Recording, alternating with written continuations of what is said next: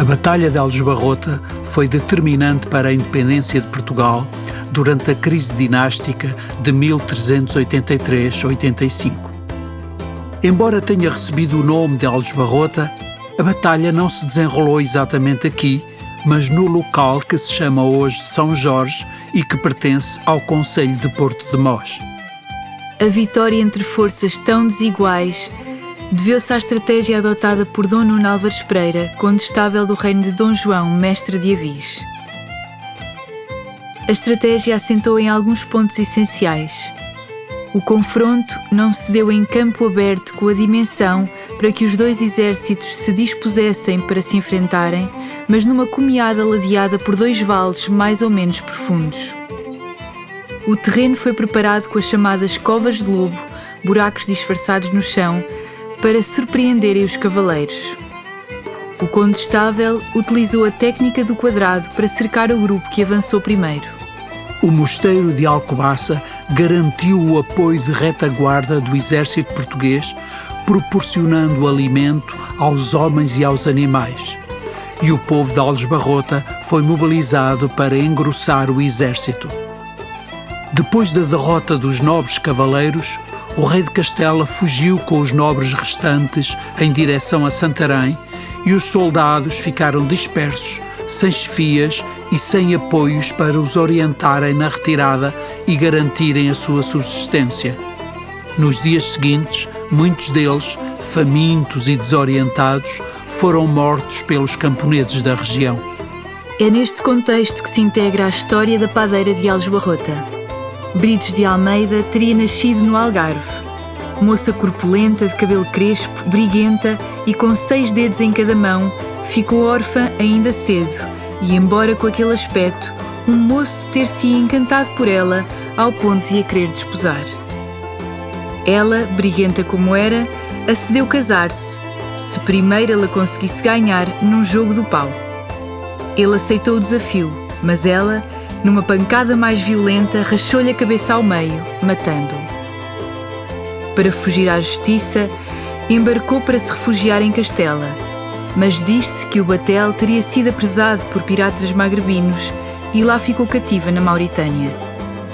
Mais tarde, conseguiu fugir e teria vindo a desembarcar pela Ericeira.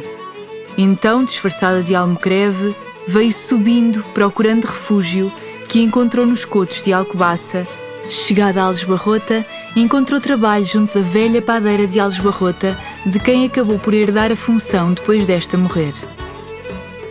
Um contexto de guerra adequava-se perfeitamente à sua feição violenta, e diz a lenda que, às mãos dela, caíram mortos com a sua pá do forno 7 desgraçados castelhanos famintos que se aproximaram furtivamente do seu forno em busca de pão. O monumento da padeira, da autoria de José Aurélio, representa-a da forma como chegou aos nossos dias e que foi uma representação tardia do século XVII, com chapéu, ar furioso e assustador, com a pá erguida e sobre um pedestal que representa um forno com 7 portas, alusivas ao número de castelhanos abatidos.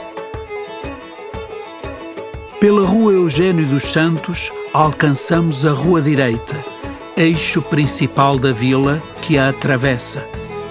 É o velho caminho que vem do sul e segue para o norte, ao longo do qual a povoação se alinha, condicionada também pelo facto de se situar na cumeada que segue o mesmo sentido.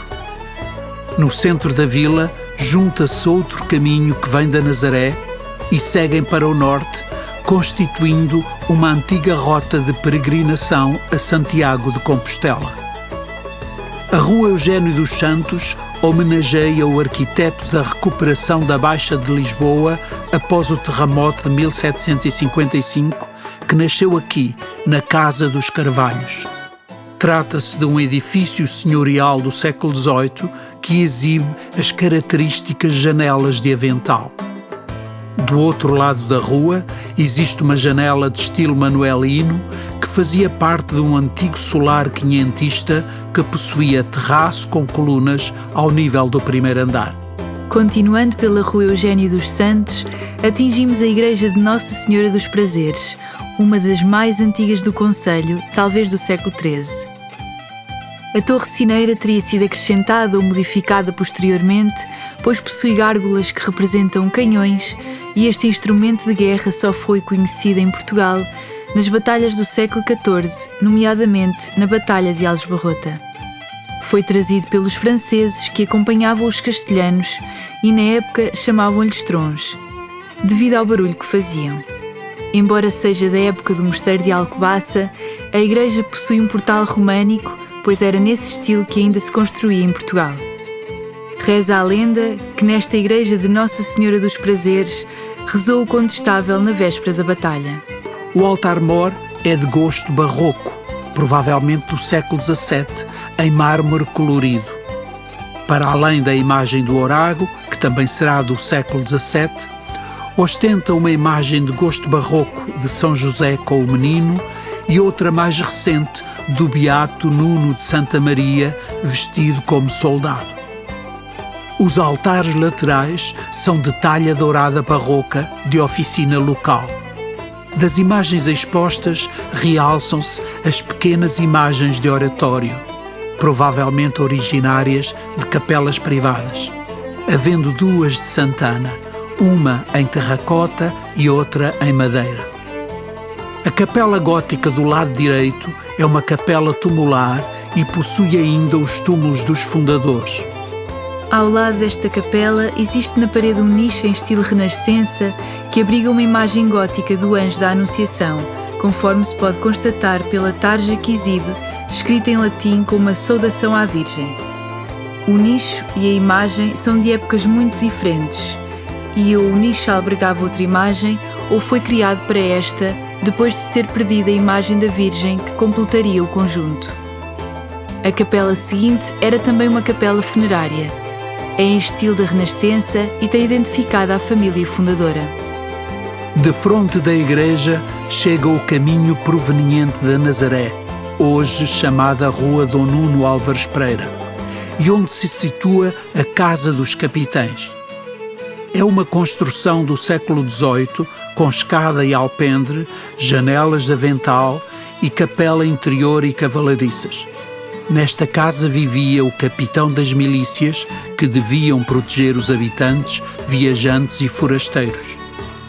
Seguindo a Rua Dom Nuno Álvares Pereira e nas traseiras da igreja, pode tomar-se a Travessa dos Namorados e atingir de novo a Rua Direita.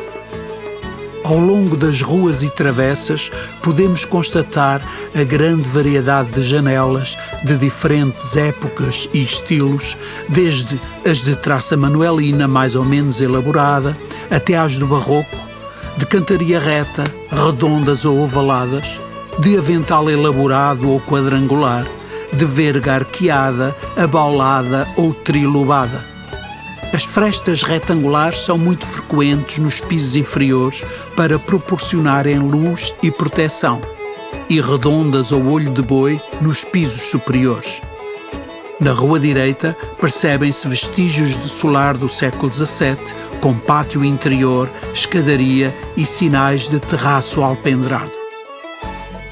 Logo a seguir à confluência da Rua Dom Nuno Álvares Pereira com a Rua Direita, abre-se o Largo do Pelourinho, único espaço aberto para além dos adros das duas igrejas paroquiais. Neste largo, centralizava-se a vida administrativa da vila, com a Casa da Câmara, Cadeia, Torre do Relógio, Pelourinho, Celeiro, Igreja da Misericórdia e Hospital do Espírito Santo. A Casa da Câmara, hoje remodelada, é a sede da União das Juntas de Freguesia de Prazeres e São Vicente, que correspondiam às duas paróquias da vila. Da antiga construção, permanecem alguns arcos atrás da torre que dariam acesso à cadeia, e sobre a porta a pedra alusiva à pá da padeira. A Torre do Relógio é uma estrutura do século XVI, associada ao poder civil e à Casa da Câmara, e cujo sino foi oferecido pelo rei Dom Sebastião. Mais tarde foi incluído o relógio. O Pelourinho é do século XVI, quando da atribuição do Foral Novo pelo rei Dom Manuel, constituído por soco de 3 degraus circulares, com base, coluna, capitel e remate. O celeiro era o local de recolha do pagamento das rendas e dízimos devidos ao mosteiro. Foi alterado depois da extinção das ordens religiosas e transformado em habitação e local de comércio, mas mantém a estrutura geral inicial. Hoje voltou a ter utilização pública depois de ter sido adquirido pela autarquia, sendo loja de cidadão e espaço de eventos. A Igreja da Misericórdia é do século XVI, época da disseminação das misericórdias pelo país, tendo a primeira sido fundada em 1498 em Lisboa pela Rainha Dona Leonor. Continuando pela rua direita, chegamos ao fim da povoação, ao adro da Igreja de São Vicente, segunda paróquia da vila. A igreja, construída no século XVI, no local onde teria existido uma ermida, sofreu obras no século passado que alteraram muito a sua fachada e o interior. Restou a torre sineira com uma cobertura em forma de tiara papal, coroa tripla, e as gárgulas no lado sul. No adro encontram-se alguns túmulos e pedras retiradas dos altares laterais, bem como um cruzeiro e ainda um poço público medieval que nos remete para a origem árabe do topónimo Aljubarrota, que poderá ser aljob, poço ou cisterna.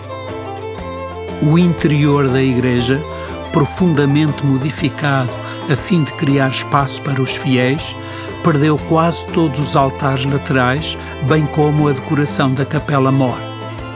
Das imagens expostas, refere-se a imagem do Orago São Vicente, o mesmo de Lisboa, e uma imagem de São Nuno de Santa Maria com hábito de monge. A igreja possui um núcleo de arte sacra, arqueologia tumular, documentação e alfaias religiosas que é visitável por marcação. De regresso ao Largo do Pelourinho, podemos visitar o espaço amplo do interior de algumas casas adquiridas pela autarquia e onde se podia ter situado a Casa da Padeira de Aljubarrota. O espaço hoje é utilizado para eventos e está decorado com um painel de azulejos com a réplica de uma pintura medieval da Batalha de Aljubarrota. Nela podemos reconhecer os estandartes de Dom João de Castela e de Dom João de Portugal. Neste espaço foi colocado mais um poço medieval recolhido noutra propriedade.